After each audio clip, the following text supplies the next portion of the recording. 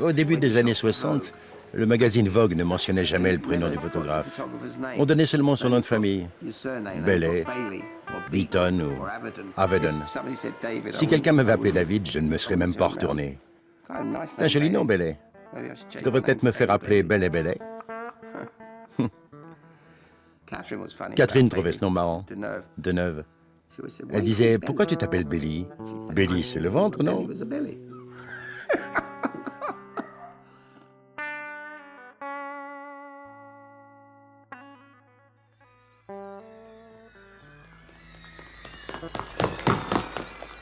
Bailey s'est construit une légende en très peu de temps, au début des années 60, en révolutionnant l'image de la femme. Pourtant, ce jeune playboy aux allures de bad boy n'avait rien d'un docile serviteur du système. What do you say to people when you photograph them? I coo like a bloody dove. I think you just sit there. Tu peux t'asseoir là. On retrouve Bailey depuis un demi-siècle aux quatre coins du monde, souvent entouré des plus belles femmes, tour à tour photographes, cinéastes, éditeurs, peintres ou sculpteurs. Yeah, be nothing. Do nothing. Ne sois rien, ne fais rien. You're beautiful. Tu es très belle. Okay, just lay back. Mets-toi en arrière. Yeah, you can put an arm Tu up. peux poser Don't ton worry bras about si the tu veux. clothes. Ne pense pas aux vêtements. Yeah, just that's perfect. Look how Parfait, beautiful tu es you are. magnifique. That's it. That's what I C'est tout want. ce que je veux. Comme pour déjouer le piège que lui avait tendu la mode, toujours affamé par les nouvelles expériences, Bailey a réussi à faire de sa vie une partition romanesque. Un échange mystérieux avec les femmes qui lui donne chaque matin l'espoir qu'il se surprenne encore lui-même.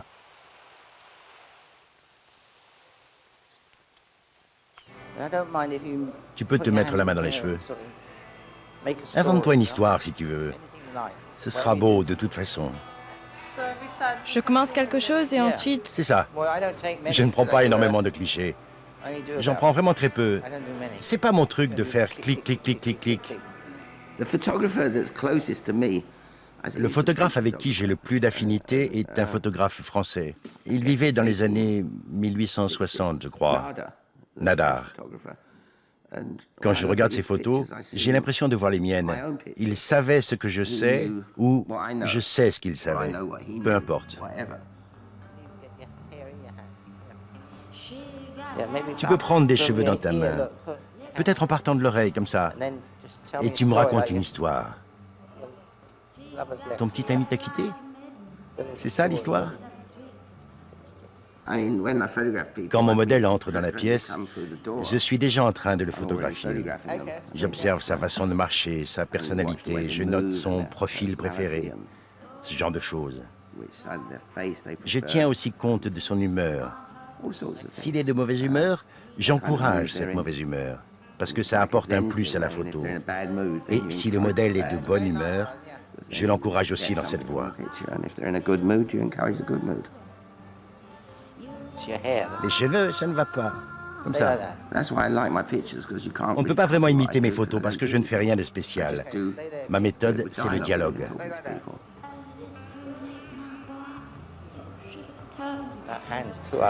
C'est pas très beau cette main.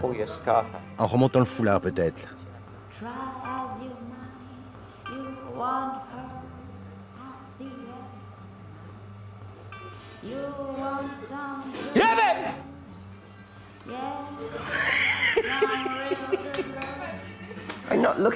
Je ne cherche rien de particulier, je cherche la personne, ce qu'elle a en elle. Je sais ce dont je suis capable, je connais mes limites. Mais mes modèles doivent donner l'impression de ne pas avoir de limites. Tout repose sur eux, en fait. Ne bouge plus, tu es magnifique. Regarde encore, comme ça. Je suis une sorte de vampire, j'essaye de saisir leur personnalité. Je crois que c'est bon, terminé. Tu étais très bien. Non, je voulais continuer. On peut chercher à ne pas avoir de style, mais c'est comme déclarer qu'on n'a pas d'opinion politique. Le simple fait de le dire est déjà politique.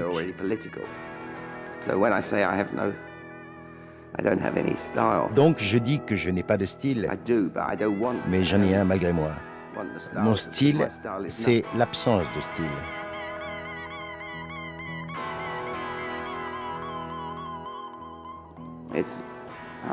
J'ai tendance à faire dans le minimalisme. Qu'est-ce que ça fait prétentieux? Je fais dans le minimalisme pour qu'on se concentre uniquement sur la personne. Ces mains ne m'intéressent pas. Je ne veux pas de pose idiote comme les écrivains sur leur 4e de couverture.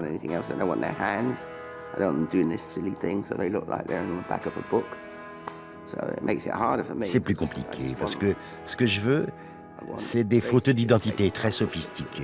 Et ce n'est pas si facile que ça.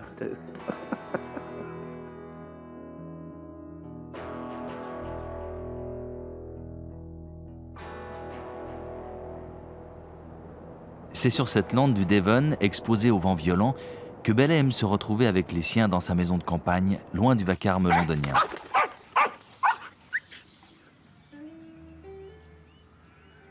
Ne cachant pas son admiration pour André Breton, il nous invite dans son cabinet des curiosités.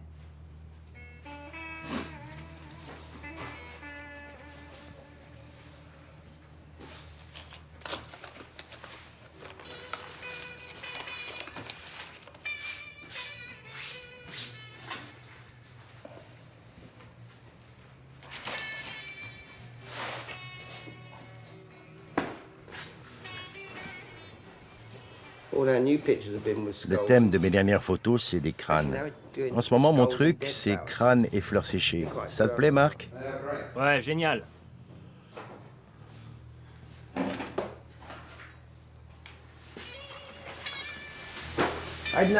Trop réfléchir à ce qu'on fait, c'est se créer des problèmes.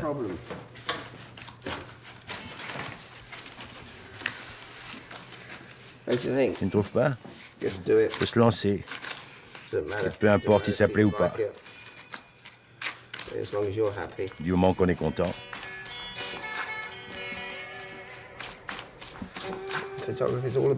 La photographie se rapporte à la mort. C'est ça qui est triste. Les gens qu'on voit sur les vieilles photos sont toujours morts. Face à un tableau, on ne se dit pas « Tiens, elle est morte, elle ». C'est plutôt devant une photo qu'on se dit ça. Elle est morte.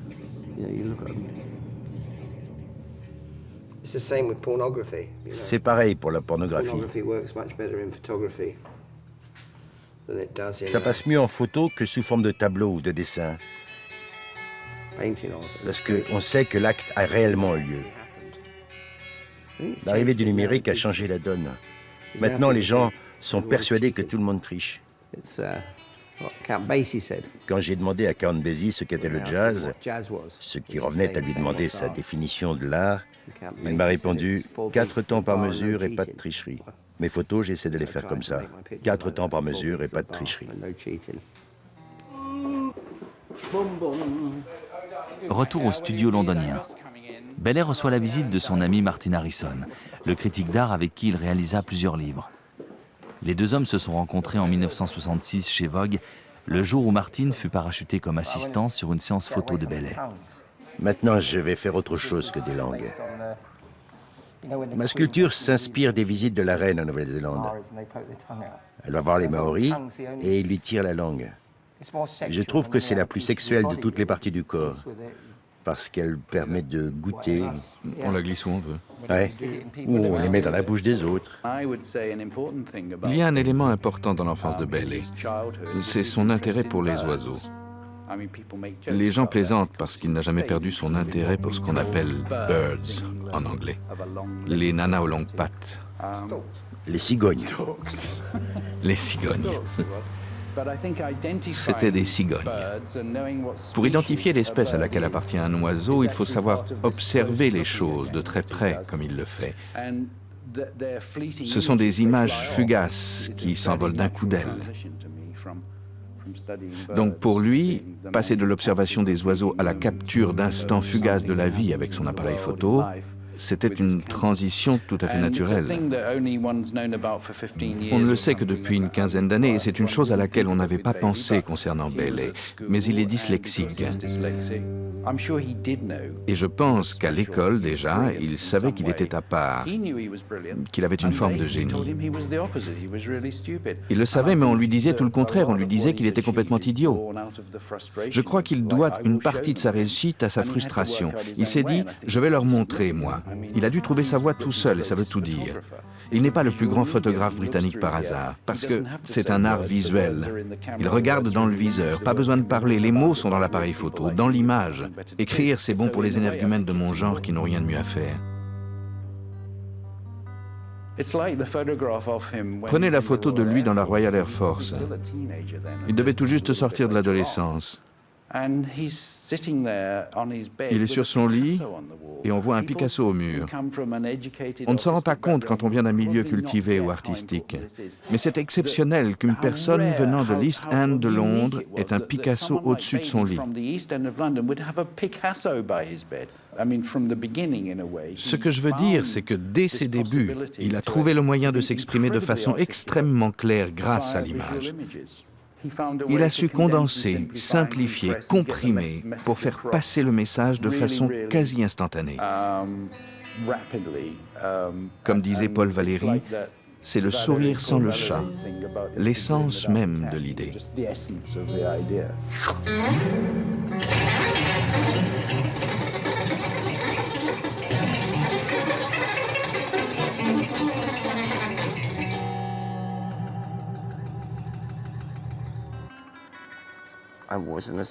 J'ai été l'assistant de John French, un photographe de mode.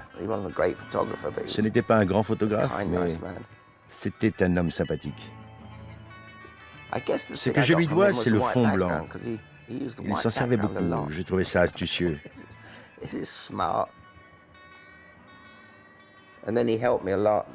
Il m'a beaucoup aidé. Et c'est grâce à lui que j'ai pu faire des photos pour le Daily Express. Vogue a vu ces photos et m'a proposé un contrat. Je n'ai été son assistant que 11 mois. À l'époque, l'homosexualité était pratiquement illégale. John French était homosexuel. Et John Parson, le directeur artistique de Vogue aussi. Ils étaient un peu en marge de la société. On peut dire qu'à l'époque, la classe ouvrière était aussi en marge de la société. Donc, ils m'ont accepté parce que j'étais comme eux. Je pense que ça m'a aidé à mes débuts. En tant qu'homosexuel, John Parson aimait bien l'idée qu'un type de la classe ouvrière travaille pour Vogue. J'espère quand même que mes photos lui plaisaient. Mais ce qu'on avait en commun, c'est qu'on était tous en marge de la société.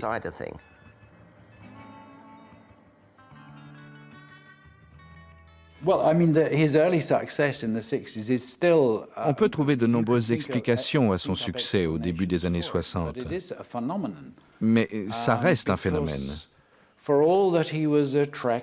Parce qu'il était séduisant, les rédactrices de mode l'aimaient bien, du moins certaines d'entre elles. Mais il était mal dégrossi et brutal.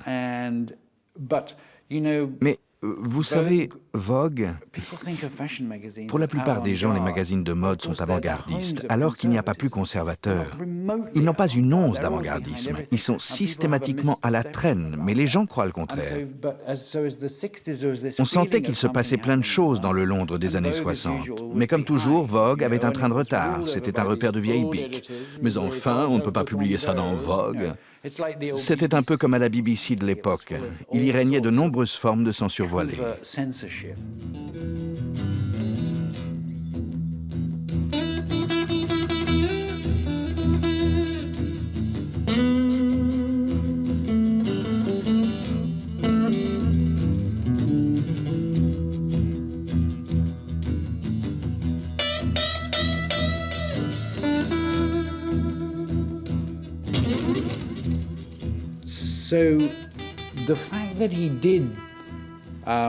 Le fait qu'il ait aussi bien réussi chez Vogue est donc un véritable phénomène, parce que ce n'est pas facile à expliquer.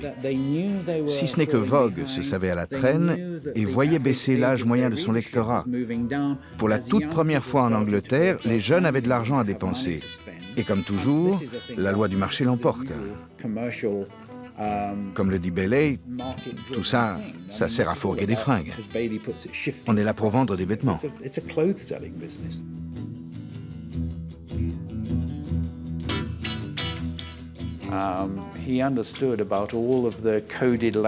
Il avait aussi tout compris des codes vestimentaires. Si bien que les rédactrices se demandaient d'où sortait ce jeune homme grossier qui essayait de mettre les mannequins dans son lit. Mais il leur donnait ce qu'elles voulaient, des photos formidables. En un sens, c'est tout simple. Ces photos étaient graphiquement plus dynamiques que celles de ses concurrents. Les autres jeunes photographes qui auraient bien aimé être numéro 1 à Londres et qui ramaient derrière lui. Bien. Non, reste comme ça. Qui t'a dit de bouger? Non, pas ça. Remets-toi comme avant. Allez. Bien. Et ta main là. Bien, c'est ça. C'est bon, reste comme ça. Descends l'autre main. Encore un peu. Pose-la plus bas. Oui, sur la cuisse. Parfait. Ne tords pas ton buste, reste comme ça. Super. Parfait.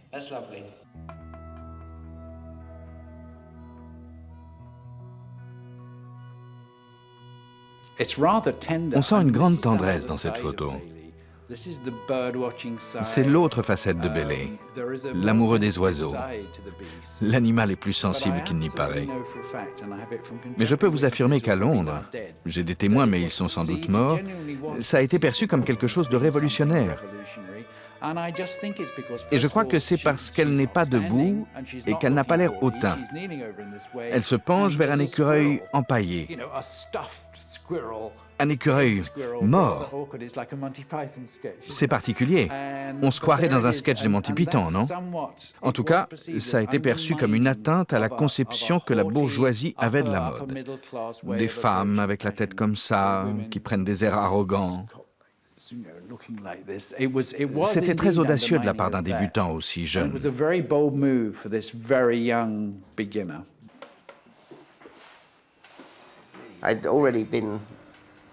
J'ai commencé la photo vers l'âge de 11 ou 12 ans. J'aimais le côté magique des produits chimiques. Il n'y avait rien d'artistique là-dedans. Ma mère venait de me donner son appareil, un Browning. Je devais avoir 17 ans quand j'ai découvert cette photo de Cartier-Bresson. 4 ou 5 femmes devant ce qui doit être l'Himalaya. En tout cas, ça ressemble au nord de l'Inde. Cette photo m'a fait très forte impression. Je me suis dit, la photo, c'est bien plus que ce que j'imaginais. J'ai compris alors qu'une photo pouvait avoir autant de profondeur qu'un tableau. J'y avais jamais pensé avant.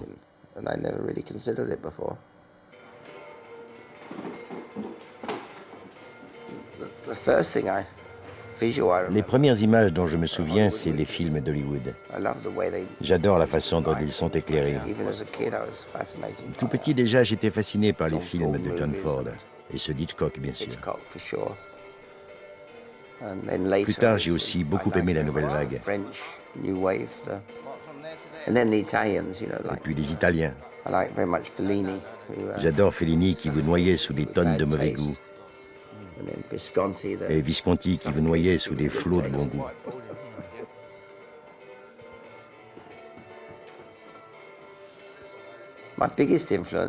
Curieusement, ma plus grande influence reste Picasso. Il m'a appris qu'il n'y a pas de règle, qu'un cercle n'est pas forcément rond. Excellente leçon. Enchanté, tu es superbe. Parfait. Le regard, j'adore. Je t'adore, Samantha. Tu lèves le menton? J'ai plein de Samantha dans ma vie en ce moment. Samantha? Oui. Tu as vu le film Haute Société avec Grace Kelly? Elle s'appelle Samantha. Elle est belle. Tu es belle, alors tu t'appelles Samantha. C'est tout bête. Ok, je serai Samantha. Je l'ai prise plusieurs fois en photo. C'était une salope. Tu es à tomber. Ok. Ne bouge plus, beauté fatale. C'est sublime, non? Elle n'est pas superbe? Je t'adore, ma chérie, tu es géniale. Ne bouge pas. Au tout début des années 60, Bailey jette son dévolu sur un jeune modèle fragile, un peu gauche, Jean Shrimpton, en qui il voit tout de suite un magnifique potentiel photogénique.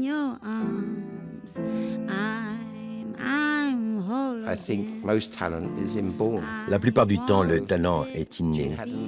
Jean était avantagée par sa grande beauté. Elle ne faisait pas peur aux gens comme ma femme ou Christy Turlington. Tout le monde la trouvait belle. Les rustres comme les intellectuels. Elle avait ce qu'on peut appeler une beauté démocratique. N'importe qui pouvait l'apprécier. C'était son côté voisine de palier.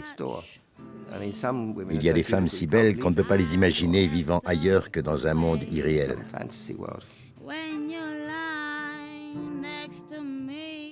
Ça leur a été bénéfique à tous les deux. Elle était très belle, les gens la trouvaient belle et elle était très demandée. Ça a évidemment profité à Bailey. Je suis convaincu qu'il a pu travailler et faire certaines choses parce que le magazine réclamait Jean Shrimpton, qui était l'incarnation parfaite de son époque. L'un des meilleurs exemples, c'est son premier grand voyage à l'étranger pour Vogue à New York. Il en rêvait depuis longtemps parce qu'il adorait le jazz, une autre de ses particularités. Il allait enfin pouvoir voir tous ses jazzmen préférés. Il y est allé avec Jean Shrimpton, dont il était amoureux. Et l'idée était toute simple, la photographier dans les rues de New York. En 1963, il se spécialise dans la photo de studio, souvent sur un fond uni. Ce qui les sauve d'une certaine perfection glacée, c'est le positionnement des jambes, qui est fait avec beaucoup de subtilité. Une jambe qui dépasse, par exemple. Des notions graphiques qu'il a comprises et maîtrisées très vite. Il y avait généralement un contact entre la fille et lui, par le biais du regard. On y sent une charge sexuelle. On peut avoir une autre interprétation, bien sûr, mais pour moi, on sent qu'il a un authentique respect pour ces femmes.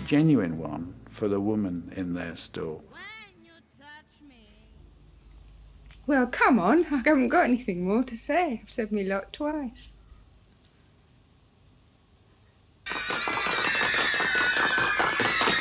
Au fait de la gloire, Bailey rêve un instant de faire du cinéma et envisage d'adapter Orange Mécanique avec les Rolling Stones, projet qui ne verra malheureusement pas le jour. En attendant, il réalise Gigi Passion, un court-métrage personnel qui revisite le sang du poète de Cocteau tout en racontant la traque d'une rockstar jusqu'à sa mise à mort.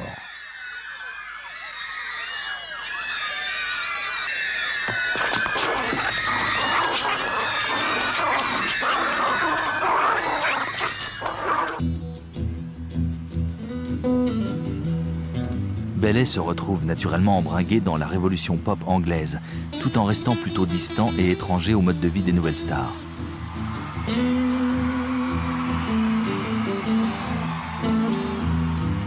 Hormis son amitié avec Mick Jagger, sa relation avec les célébrités de l'époque se résumera souvent à une demi-heure d'intimité partagée lors de séances de pause intenses.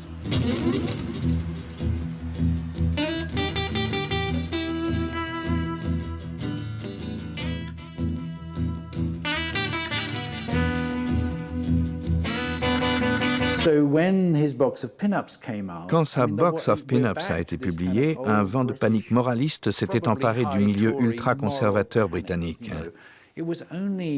Ça faisait seulement un an que le procès autour de la publication de l'amant de Lady Chatterley avait eu lieu. Cet autre événement marquant qui attestait de la disparition progressive d'un monde obsolète et d'anciennes formes de censure. À l'époque, ça a provoqué de nombreuses réactions, parce qu'on y trouve un membre de la famille royale, Lord Snowdon, en compagnie des frères Cray, des criminels notoires.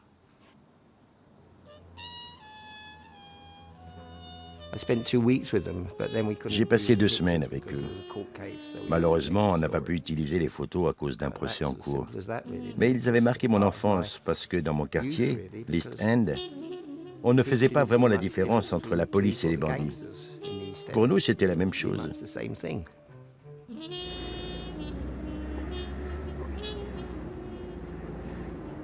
Bellet nous emmène avec son assistant Marc et sa fille Paloma dans l'East End, le quartier de son enfance, aujourd'hui transformé en faubourg de Bombay.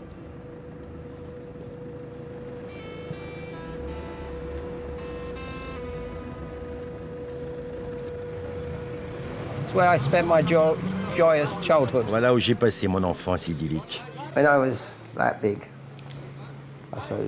Quand j'étais petit, je devais avoir 6 ans, j'allais voir Bambi et d'autres dessins animés au cinéma. Un jour, une fusée V2 d'Hitler a détruit le cinéma d'Upton Park. À partir de ce moment, j'ai cru qu'Hitler avait tué Bambi, Mickey et tous les autres. Tout ça avait été rasé, détruit par les bombardements.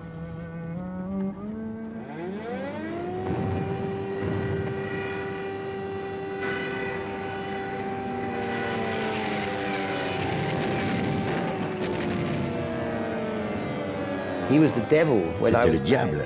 Quand je n'étais pas sage, on ne me disait pas « le diable ou le croque-mitaine va venir te chercher ». On disait « Hitler va venir te chercher ». C'est qui ce Hitler? Pour moi, ce n'était qu'un nom. J'ignorais que c'était l'un des pires salauds de tous les temps. Ma mère regardait par cette fenêtre. J'ai passé presque toute la guerre dans ce trou. C'était la chambre de qui? Celle de ma mère. D'accord. Vous étiez tous au dernier étage? Au début, on n'avait que le rez-de-chaussée. Ce mur-là était cassé. C'est là que vous tiriez vos noirs et blancs? Ouais. Et que vous les grattiez contre le mur? J'ai piqué des ailes d'ange dans une église et je les ai cachées. Elles sont peut-être encore là. Vous avez volé dans une église? Elle avait été bombardée. Plus tard, vers l'âge de 16 ans, j'ai essayé de me photographier en Chet Baker, parce que je voulais lui ressembler. Chet Baker, c'était mon héros. Chet Baker et James Dean.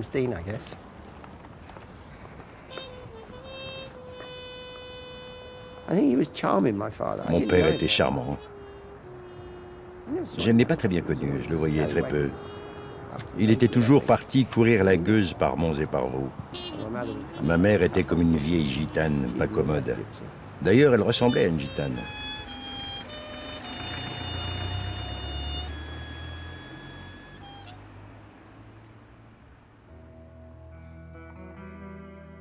« 1965. L'actrice française Catherine Deneuve épouse David Bellet à Londres. Je me souviens, ça avait choqué beaucoup de gens parce que j'étais habillée en noir. Et je me souviens parce que ce mariage s'est fait quand même assez rapidement. C'était un mariage assez romantique qui s'est fait vraiment en quelques mois, quelques semaines. D'ailleurs, il n'y avait que ma sœur qui était là de ma famille, qui était bon témoin d'ailleurs. Et comme il faisait pas beau, j'avais dit je me fais faire la même robe en blanc et la même robe en noir. C'est mon premier mariage et le seul mariage d'ailleurs que j'ai fait. Et donc j'étais, s'il fait beau, je m'habille en blanc, mais s'il pleut, je me mets en noir. Parce qu'en blanc, à Londres, et il a plu, donc la mariée était en noir, voilà. Mais c'était très gai, un peu mouvementé, parce que c'est Mick Jagger qui était le témoin de David. Donc évidemment, tout ça a créé un peu de... À St. Pancras, c'était un peu agité. Et puis la vie a vite repris le dessus, parce que j'étais même sidérée, mais c'est que le lendemain de notre mariage, David reprenait déjà le studio. Je dis, mais comment ça? On part même pas 48 heures. Ah non, non, non, j'ai un reportage très important à faire. Je dois faire des photos de mode pour Vogue. Et voilà, le lendemain, il était déjà en studio. Mais ce qui m'a fasciné surtout, c'était sa fantaisie et son regard, son côté un peu... Moi, j'aime bien le côté excentrique des Anglais. Et il est assez excentrique quand même. Alors, la première fois que je suis allée chez lui, je m'avais dit qu'il avait beaucoup d'oiseaux, mais je me disais, bon, beaucoup d'oiseaux, bon. Et je suis arrivée donc à Gloucester Avenue où il habitait, et j'ai entendu ce bruit, j'avais l'impression de rentrer dans une maternité tellement ça piaillait, mais du bas en haut. Et vraiment, les oiseaux, c'était comme des bébés. Ça piaillait vraiment comme des bébés. Et j'étais un peu assommée sur le moment. J'étais un peu assommée parce que je suis allée tout le sous-sol, tout le rez-de-chaussée. Je trouve qu'il y a beaucoup de rigueur. Beaucoup de rigueur, beaucoup de force dans ces photos. Et quelque chose d'animal. Même quand il photographie des femmes, des jeunes femmes, des mannequins. Quelque chose d'animal que j'aime beaucoup dans ces photos. Quelque chose qui lui échappe un peu quand même aussi. Qui est lui, mais qui lui échappe par moments. Quelque chose de plus... que j'aime moi chez les hommes. Quelque chose qui ont gardé quelque chose de leur enfance plutôt. Il est quand même... bon, c'est vrai, si on pense à Avedon, à Penn, qui ont fait des... Il y a quelque chose de plus viscéral chez David. Il était très lié avec ma sœur. Et elle l'aimait énormément, il l'aimait beaucoup aussi. Et ça, c'est vrai que c'est quelque chose aussi qui a compté dans notre histoire. Encore aujourd'hui, c'est une chose dont on ne parle pas, mais c'est quelque chose qui m'unit à lui d'une façon très, très profonde. Pour moi, c'était le dernier homme que j'aurais connu, qui aurait connu ma sœur. Et oui.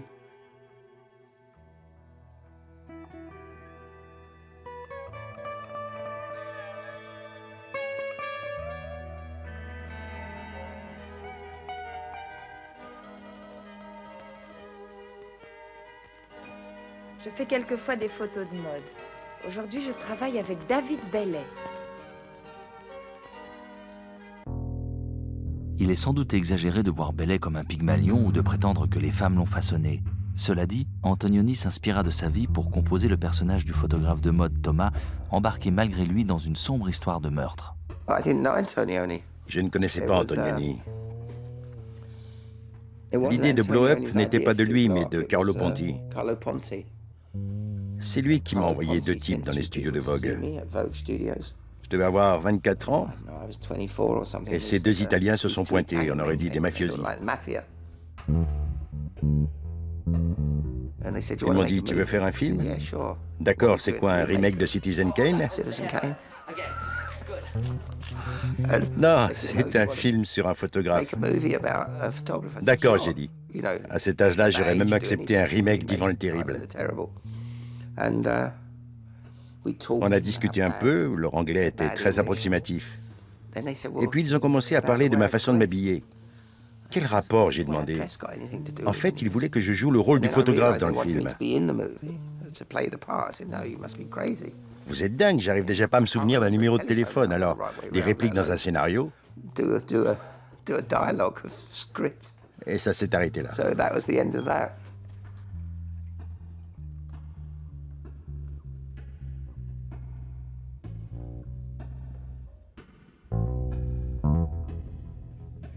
Je me demandais où ils avaient appris tous ces détails pour Blow Up. Ils savaient que l'hélice m'avait coûté 8 livres. Il est toujours à la campagne dans une réserve.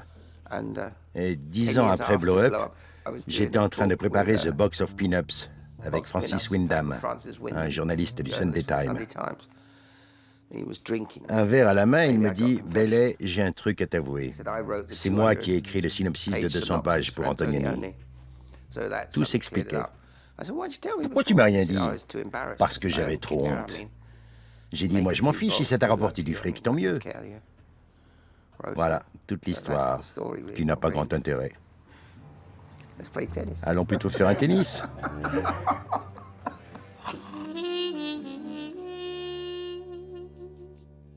Et si Blow Up marque dans un certain sens la désillusion de la fin des années 60, Bailey, à sa manière, y fait écho dans une nouvelle série de portraits qu'il regroupera dans l'ouvrage Goodbye Baby and Amen.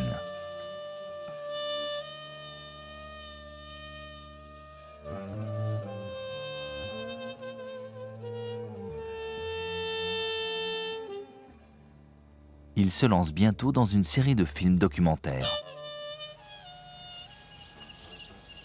That's marvelous, Penelope. Just like that. Good. Your fingers straighter. I want you to look ecstatic. You must be inspired. The Demoiselle Lelouch. Don't smile. No, very serious. See, what I like about Cecil, he's got a great deal of outrageous in him. I mean, he insists on the outrageous. He likes all the limits, doesn't he? Well, he certainly goes to extremes. Yes. He can be extremely kind or extremely rude. But he's very positive. He's not a negative person. He loves. It's very easy for him to love. He positively loves you or he positively hates you.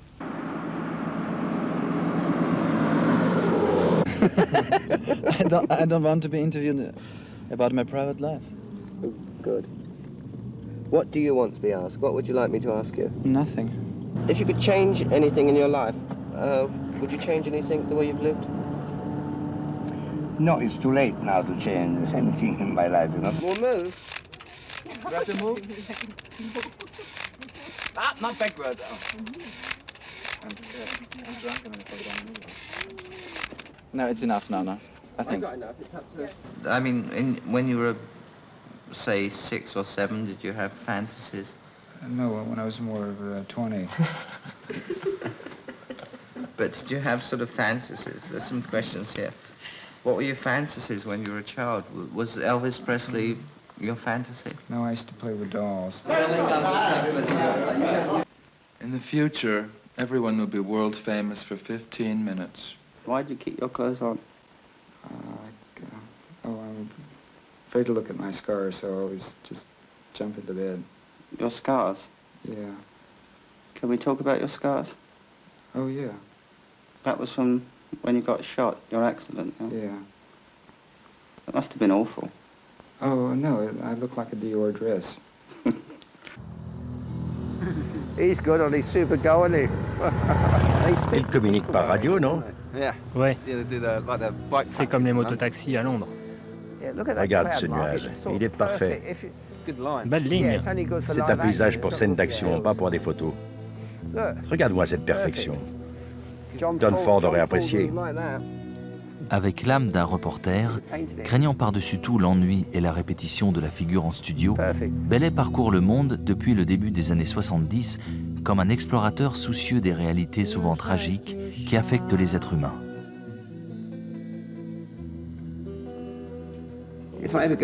Dans ce genre d'endroit, j'essaie de prendre des photos dès mon arrivée. Au bout d'une semaine, on commence déjà à s'habituer. Les clichés les plus intéressants sont souvent ceux qu'on fait au début, quand on n'est pas encore acclimaté à ce qui nous entoure. Quand tout est encore nouveau et excitant.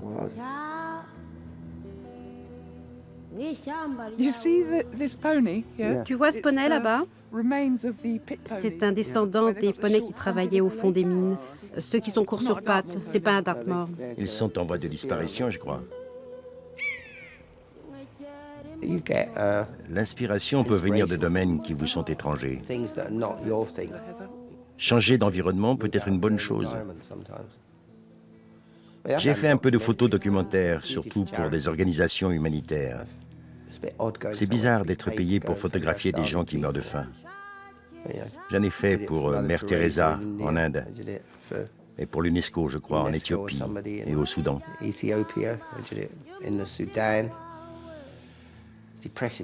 Elles sont déprimantes, ces photos. On voit un bébé qui meurt de faim et quand on revient l'après-midi, il est mort.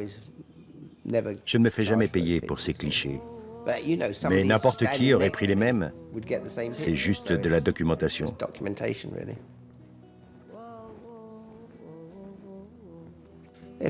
Tout fait boule de neige dans la vie. Chaque chose en amène une autre.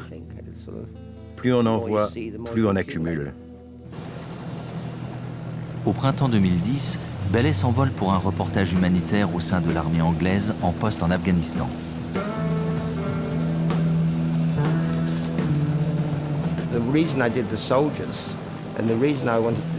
J'ai une raison personnelle d'avoir fait cette série sur les militaires. J'ai 2 fils en âge d'être soldats. L'un des 2 en tout cas. Et l'autre aura bientôt l'âge.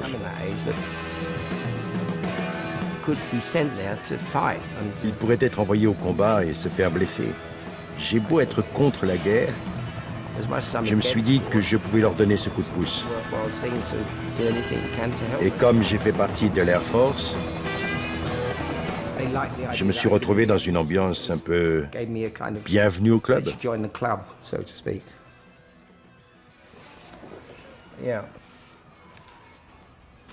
Et voici la seule fleur que j'ai vue en Afghanistan.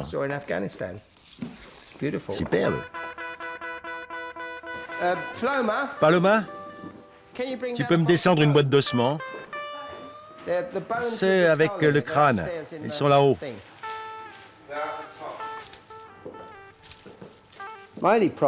Mon seul problème, c'est la course contre la mort.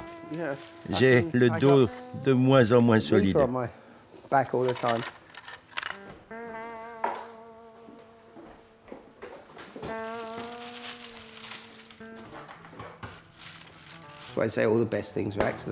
Les meilleures choses sont des accidents. Les accidents sont nécessaires à la création.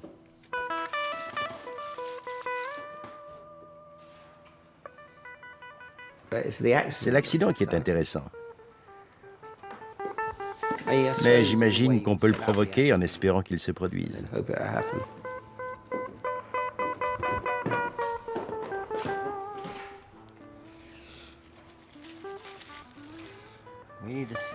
Il nous faudrait un lézard. Un bon photographe interprète la réalité. S'il se contente de faire clic, alors sa photo n'est qu'une illustration. Je me suis rendu compte l'autre jour qu'une de mes photos rappelait une photo d'Irving Penn. 2 crânes posés l'un sur l'autre. L'idée était d'imiter ma photo de John Lennon et Paul McCartney. Je me suis dit que ces 2 crânes figureraient John et Paul. Le voilà le soleil. Ah, il est reparti. C'est curieux comme on peut arriver au même endroit en partant de lieux différents. En partant de nulle part d'ailleurs. C'est super. Voilà la mort, pas de doute. Là, on n'a aucune référence à quoi que ce soit. C'est de la pure photographie.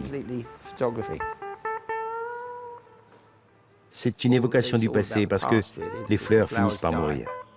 Les crânes sont des sculptures de la nature, la sculptrice suprême. Les crânes, les squelettes d'oiseaux ou d'êtres humains.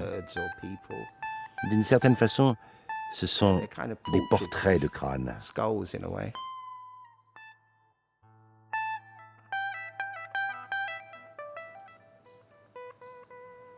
Retour au studio londonien, loin de la douleur du monde, dans ce refuge où Bellet vit et travaille au milieu des gens qu'il aime.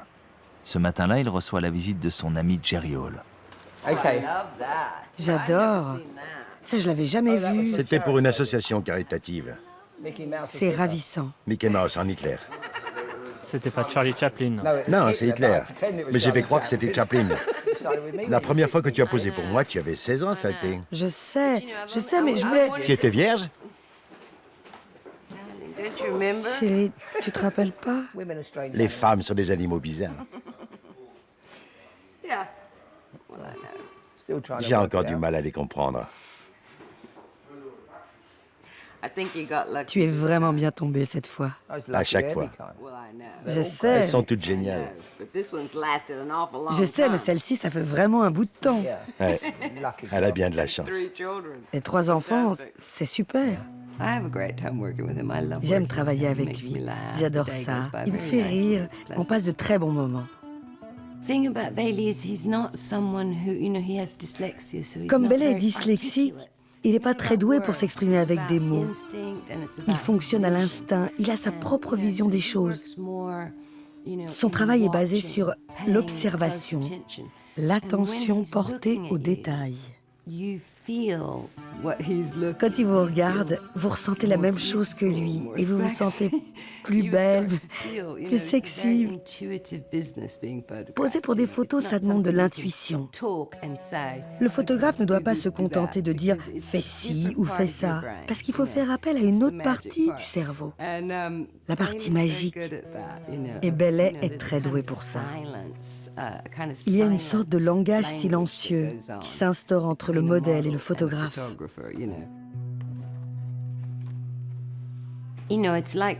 C'est la même chose quand quelqu'un vous aime. Ça fait ressortir ce que vous avez de meilleur en vous. Quand on sent le regard de l'être aimé, on s'épanouit. C'est ce qui se passe avec les grands photographes comme Bellet. Il adore les femmes et il a une telle admiration pour la beauté qu'il la fait ressortir chez ses modèles. C'est mon ex-femme, une de mes ex-femmes. Mary Helvin. Angelica. Très belle photo. Les femmes, elles ont changé ma vie. Ça peut paraître évident, mais je me rends compte que, curieusement, mes photos ont évolué au contact de ces différentes femmes. Jerry avec Helmut. C'est l'heure de mettre ses chaussures. Oui, c'est curieux, mais à trop réfléchir à ce genre de choses, on finit par perdre son naturel. Plus on vieillit, plus on s'en fiche d'ailleurs. Ma mère.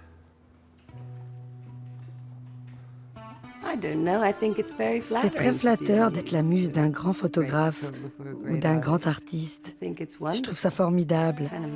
Ça a quelque chose de magique. D'une certaine façon, ça vous rend immortel.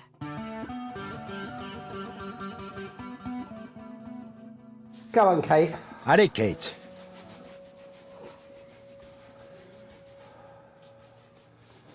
Elle est vraiment belle, Kate Moss, pas vrai?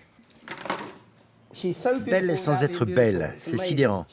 Elle est juste belle. Il n'y a que Jean Shrimpton et elle qui soient comme ça. Jean Shrimpton et Kate Moss sont uniques. C'est inexplicable. En tout cas, moi, j'y comprends rien. La Joconde non plus n'a rien de spécial. C'est un tableau et pourtant, il y a quelque chose d'inexplicable. Mais pourquoi?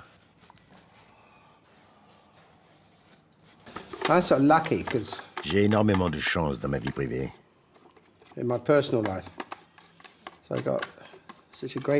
J'ai une épouse formidable. C'est le contraire d'une naine, elle est un peu trop grande. C'est la meilleure chose qui me soit arrivée dans la vie. Après ma naissance. Il doit être en fleurs, le magnolia.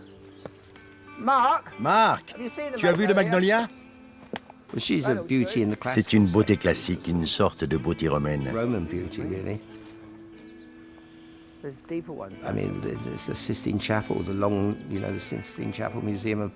Elle me fait penser au buste de la chapelle Sixtine. Un long cou, de grands yeux, une tête assez petite. Elle ressemble à ces bustes romains.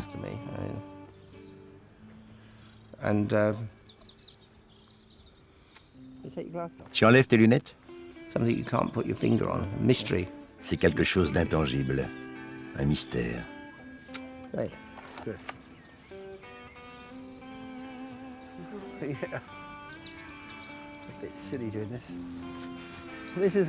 C'est un cimetière. Il y a plein de morts ici. Bienvenue. C'est son père. Il s'est métamorphosé. En magnolia. Star Wars. C'est vrai, il s'appelle Star Wars. Ceux-là, je les ai fait venir en hélicoptère. Les fougères? Non, c'est grand-père de Monterey. Est-ce que David est un bon père? Je ne suis pas son père, je suis son mari. Oui, c'est un bon père. Du moment que les enfants font ce qu'on leur dit de faire, non? Ça peut aller.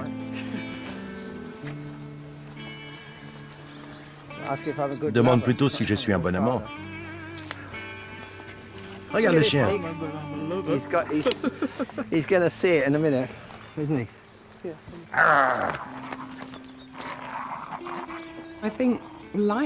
La vie, je crois que c'est ça le thème principal de l'œuvre de Bellay. Il touche à tout. Il est d'une curiosité sans limite. Ton long cou aurait fait fureur pendant la Révolution française, tu crois pas? Il veut tout savoir. Même quand il va chez le médecin, il ne veut pas parler de ses ennuis de santé. Il s'intéresse à la vie du médecin. Il veut tout savoir sur tout le monde. Sa curiosité a quelque chose d'enfantin. Sa façon de poser des questions fait qu'on ne peut pas les prendre mal. C'est juste des questions.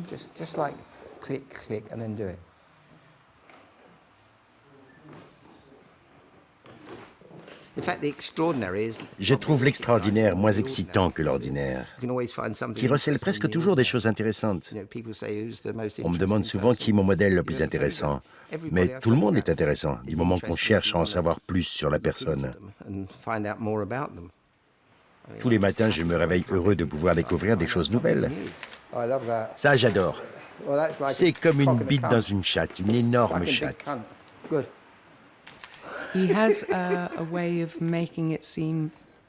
Sous ses airs désinvoltes, c'est tout sauf un rigolo. Il prend son travail très au sérieux. Et il s'y dévoue corps et âme. Il travaille tout le temps et il n'est jamais satisfait. À chaque fois, il est déçu et il veut mieux faire. Mais la déception ne lui fait pas baisser les bras. Elle le pousse à en faire plus. Lève le manteau. Parfait. Très vite. Vite, vas-y.